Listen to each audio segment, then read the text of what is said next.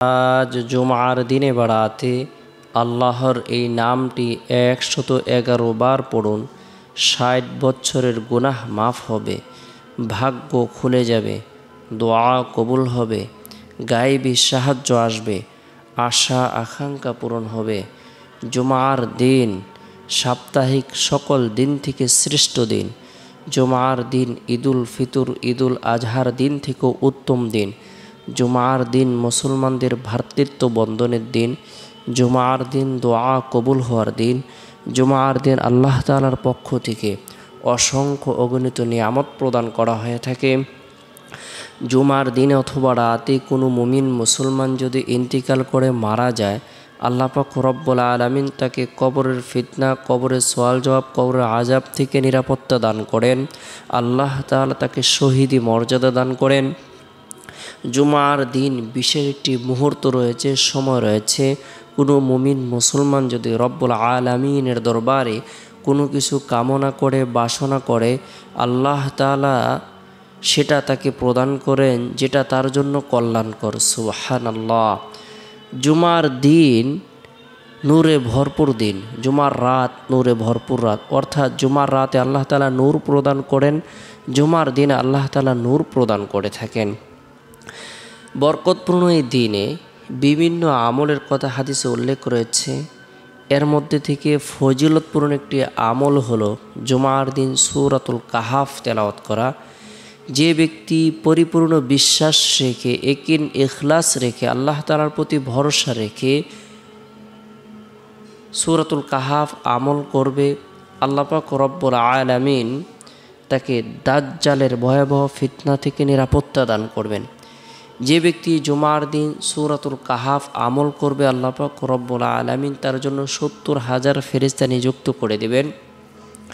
এই ৭০,০০০ ফেরেশতা দীর্ঘ ১ সপ্তাহ পর্যন্ত তার জন্য মাগফিরাত কামনা করতে থাকবে। যে ব্যক্তি জুমার দিন সূরাতুল কাহাফ আমল করবে, আল্লাহ তাআলা তার অন্তরটাকে আলোকিত করে দেবেন। আল্লাহ তাআলা তার ইমানের মধ্যে একটি নূর প্রদান করবেন, যে নূরটি দীর্ঘ ১ সপ্তাহ পর্যন্ত তার অন্তরের মধ্যে চমকাইতে থাকবে। সুবহানাল্লাহ। তাই জুমার দিনের ফজিলতপূর্ণ আমল সমূহের মধ্যে অন্যতম একটি আমল হলো জুমার দিন সূরাতুল কাহাফ তেলাওয়াত করা।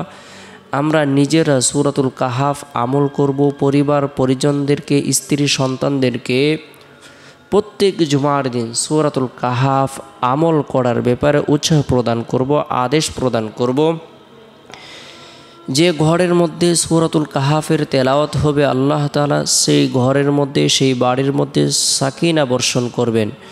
আল্লাহ তাআলার নূরের তৈরি ফেরেশতারা সেই ঘরের মধ্যে যাতায়াত করতে থাকবে, সেই ঘরটিকে বেষ্টন করে রাখবে। সুবহানাল্লাহ।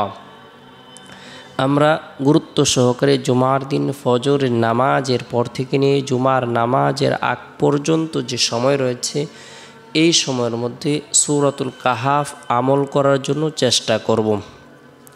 এরপরে জুমার দিন জুমার নামাজ সম্পূর্ণ করার পর, মা বোনেরা জোহরের নামাজ সম্পূর্ণ করার পর নিরিবিলি এক পরিবেশের মধ্যে বসে গুরুত্ব সহকারে গুনাহ মাফের উদ্দেশ্যে তওবার নিয়তে আমরা ১১১ বার ইস্তিগফারের আমল করে নেব। আস্তাগফিরুল্লাহ রাব্বি মিন কুল্লি যামবি ওয়া আতুবু ইলাইহি।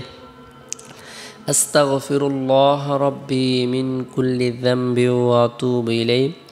যে ব্যক্তি গুরুত্ব সহকারে তওবার নিয়তে গুনাহ মাফের উদ্দেশ্যে, মাগফিরাত কামনার উদ্দেশ্যে ইস্তিগফারের আমল করবে, আল্লাহ তাআলা ওই বান্দা বান্দিকে পছন্দ করবেন, ভালোবাসবেন। তার জীবনের যত গুনাহ আছে, সগীরা কবিরা, জাহিরি বাতিনি, শিরিক বিদআত, ইচ্ছায় অনিচ্ছায়, গোপনে প্রকাশ্যে, সমস্ত গুনাহ খাতাগুলো আল্লাহ পাক রব্বুল আলামিন অনুগ্রহ করে, দয়া করে মাফ করে দেবেন। সুবহানাল্লাহ। তাই আমরা ইস্তিগফারের আমল করব। এরপরে আল্লাহর গুণবাচক বরকতপূর্ণ এই নামটি ১১১ বার আমল করব। আসসালামু আসসালামু অথবা ইয়া সালামু, ইয়া সালামু। আসসালামু নামের অর্থ হলো শান্তিদাতা। আল্লাহর গুণবাচক বরকতপূর্ণ নামসমূহের মধ্যে অন্যতম ফজিলতপূর্ণ একটি নাম আসসালামু। যে ব্যক্তি শান্তি লাভের উদ্দেশ্যে, নিরাপত্তা লাভের উদ্দেশ্যে, শারীরিক সুস্থতা লাভের উদ্দেশ্যে আসসালামু নামটি আমল করবে, আল্লাহ তাআলা তাকে নিরাপদ অবস্থায় রাখবেন, শান্তি প্রদান করবেন, শারীরিক সুস্থতা দান করবেন। আল্লাহ পাক রব্বুল আলামিন তাকে শত্রুর হাত থেকে বিজয়ী দান করবেন। যে ব্যক্তি আসসালামু নামটি আমল করবে, আল্লাহ পাক রব্বুল আলামিন তার শারীরিক মানসিক সকল ধরনের রোগকে দূর করে দিবেন, বিপদ আপদ থেকে আল্লাহ তাআলা নিরাপদ অবস্থায় রাখবেন। আসসালামু নামটি আমরা 111 বার আমল করব রব্বুল আলামিনের দরবারে গুনাহ মাফের উদ্দেশ্যে রুনাজারি করব, প্রার্থনা করব, দোয়া করব, মানসিক সুখ শান্তির জন্য দোয়া করব, শারীরিক অসুস্থতার জন্য দোয়া করব।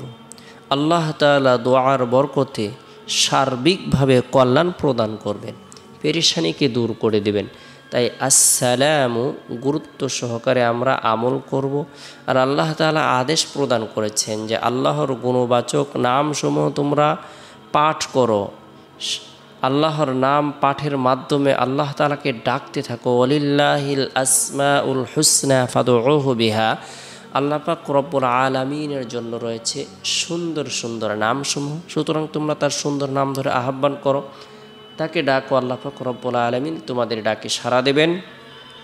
আল্লাহর গুণবাচক বরকতপূর্ণ নামটি 111 বার আমল করব, রব্বুল আলামিনের দরবারে দোয়া করব। এরপরে জুমার দিন গুরুত্বপূর্ণ আরেকটি আমল হলো রাসূল সাল্লাল্লাহু আলাইহি সাল্লামের প্রতি দুরূদ শরীফ পাঠ করা।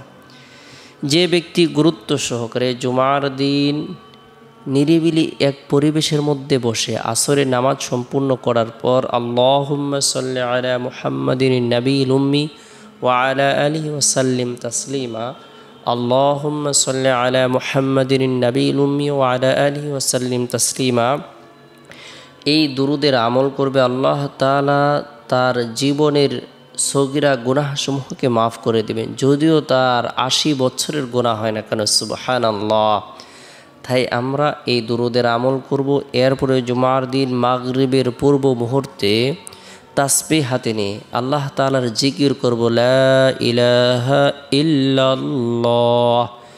যে ব্যক্তি এই কালেমার জিকির করবে, আল্লাহ তাআলার প্রতি ভরসা রাখবে, আল্লাহ পাক রব্বুল আলামিন তাকে এত বেশি পছন্দ করবেন, ভালোবাসবেন, তার অন্তরটাকে আলোকিত করে দিবেন। সে হাসতে হাসতে জান্নাতে প্রবেশ করবে। 7 আসমান জমিন সমপরিমাণ আল্লাহ তাআলা তাকে নেকি প্রদান করবেন।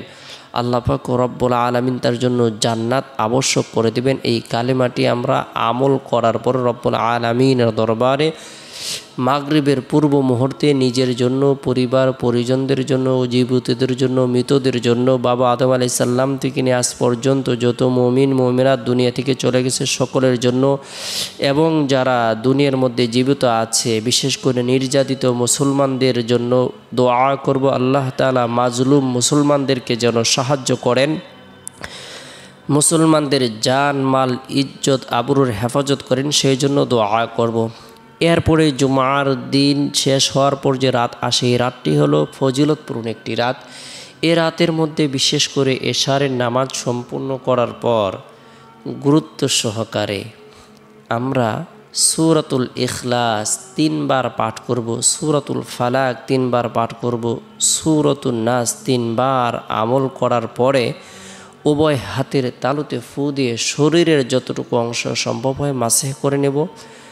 রাতে ঘুমানোর পূর্বে আল্লাহর নাম নিয়ে ঘুমিয়ে যাব। আল্লাহুম্মা বিসমিকা মুতু আহইয়া, এই দোয়াটি পাঠ করে ঘুমিয়ে যাব। চেষ্টা করব রাতের 1/3 অংশে ঘুম থেকে জাগ্রত হয়ে তাহাজ্জুদের নামাজ পড়ার জন্য।